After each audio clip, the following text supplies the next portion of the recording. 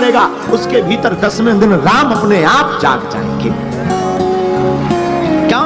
जब हिमवान के घर पर अम्बा प्रकट हो सकती हैं तो तुम भी 9 दिन अपने मन को पवित्र करो। पहला दिन किसका है?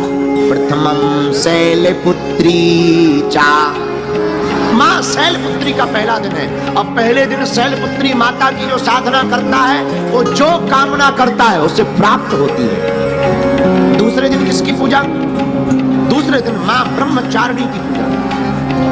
ब्रह्मचारिणी की पूजा करने वाले साधक को शांति मिलती है। तीसरे दिन किसकी पूजा होती है? आज तीसरा दिन था। आज के दिन मां चंद्रघंटा की पूजा होती है। जो भी चंद्रघंटा की पूजा करता है, मां के मस्तक पर चंद्रमा है। चंद्रमा मन का देवता है, मन की स्थिरता होती है। चौथे दिन किसकी पूजा होती है? चौथे दिन होती है कूष्मांडा माता की पूजा। कूष्मांडा माता की पूजा करने से क्या होता? जो भी साधक मां कूष्मांडा की पूजा करता है भैया उसकी आयु बढ़ जाती है, आयु में वृद्धि होती है, दीर्घायु, बड़ा दीर्घायु होता। पंचम दिवस किसकी पूजा? पंचम दिवस होती मां स्कंद माता की पूजा। स्कंद माता की पूजा करने से क्या होता? स्कंद माता की पूजा करने से मोक्ष की प्राप्ति होती। मोक्ष का मतलब मर नहीं जाएगा। एक आदमी से हमने कहा भैया मोक्ष पाने का उपाय कर। बोले महाराज अभी हमें विवाह भी करना, बहुत जिंदा रहना।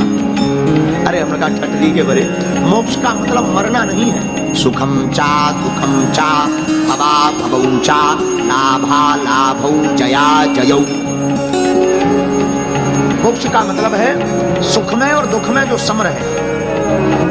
सुख में जिसे प्रसन्नता ना हो, दुख में जिसको कष्ट ना हो। सुख आवे तो भगवान को धन्यवाद देकर के कहे प्रभु आपको समर्पित, और दुख आवे तो मन में सोचे कि हमारे पाप कम हो रहे हैं। ऐसी जिंदगी को ही मोक्ष कहा जाता है। तो पंचम दिवस जो भी स्कंद माता की पूजा करता वो मोक्ष पाता। छठवें दिन किसकी पूजा होती? छठवें दिन होती मां कात्यायनी की पूजा। किसकी पूजा? मां कात्यायनी की पूजा। कात्यायनी माता की पूजा करने वालों को 2 प्रकार से लाभ मिलता, धर्म अर्थ काम मोक्ष, ये चारों पुरुषार्थ मिलते। लेकिन कात्यायनी माता की पूजा करने वाले साधक को एक और लाभ मिलता, जिसका विवाह न हो रहा हो। शादी में वैसे तो ठीक है, जिनकी शादी हो गई उनसे हाल चाल पूछ करके शादी की अर्जी लगानी चाहिए, लेकिन फिर भी मन में इच्छा है। शादी के लड्डू बड़े खतरनाक होते हैं। जिन्होंने खा रहे वो भी पछता रहे, जिन्होंने नहीं खाए वो भी पछता रहे, रो दोनों रहे। लेकिन फिर भी मन में श्रद्धा है, मंगल काज में बड़ी रुकावट है। तो जो भी छठवें दिन माता कात्यायनी की साधक पूजा करता है उसके रुके हुए मंगल काज की माता कात्यायनी पूर्ति कर देती हैं। अच्छा, 7वां दिन किसका है? 7वें दिन मां कालरात्रि की पूजा होती है। कालरात्रि की पूजा करने से क्या होता? जो भी साधक मां कालरात्रि की पूजा करता उसके घर पर कैसी भी बाधा हो, भूत प्रेत की बाधा हो, कुछ भी घर में नहीं टिक पाती है। ये कालरात्रि माता की पूजा करने का लाभ है। अच्छा, 8वें दिन किसकी पूजा होती? अष्टम दिवस महागौरी की पूजा होती है। महागौरी की पूजा करने से क्या होता? 2 लाभ। एक तो धन का लाभ होता, दूसरा रूप का लाभ होता। आकर्षण जिसे प्राप्त करना हो वो महागौरी की पूजा करें। और 9वें दिवस किसकी पूजा होती? 9वें दिन माता सिद्धदात्री की पूजा होती। सिद्धदात्री की पूजा करने वाले साधक को क्या मिलता? सिद्धदात्री की पूजा करने वाले साधक को रिद्धियां और सिद्धियां प्राप्त हो जाती हैं। इस प्रकार जो 9 दिन अलग अलग देवी की उपासना करता है उसे अलग अलग फल प्राप्त होते हैं। और हम तो एक ही बात कहेंगे, मां से कुछ मत मांगो, मां से तो केवल मां को मांगो। अगर माता रानी तुम्हारी हो जाएगी तो क्या तुम्हें कुछ मांगने की जरूरत पड़ेगी? बोलो। जब आप बैंक अपने बाप का हो जाए तो एटीएम का क्या करना? भाई बैंक अपने बाप का हो जाए, एटीएम का क्या करना? बना रहे एटीएम, जब बैंक ही अपने बाप का है। बोलो सीताराम, जोर से बोलो।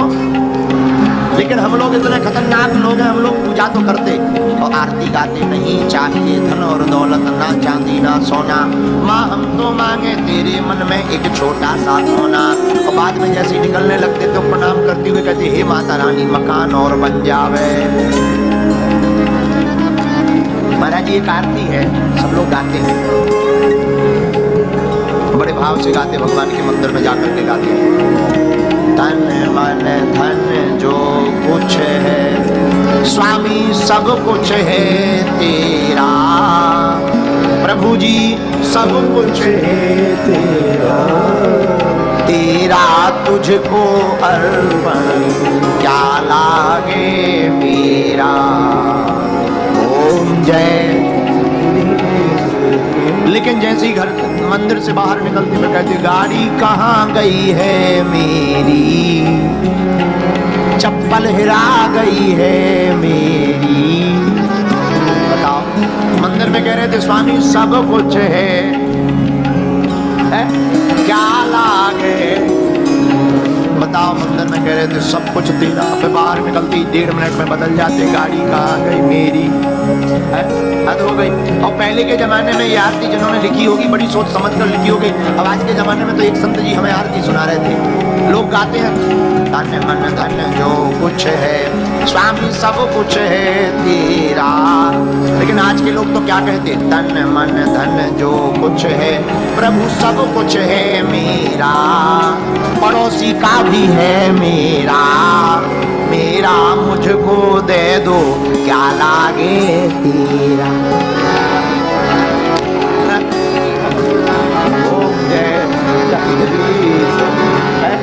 कुछ लोग ऐसे भी साधन, खैर ऐसे आप लोग नहीं हो, अभी हमको 1.5 घंटा रुकना भी।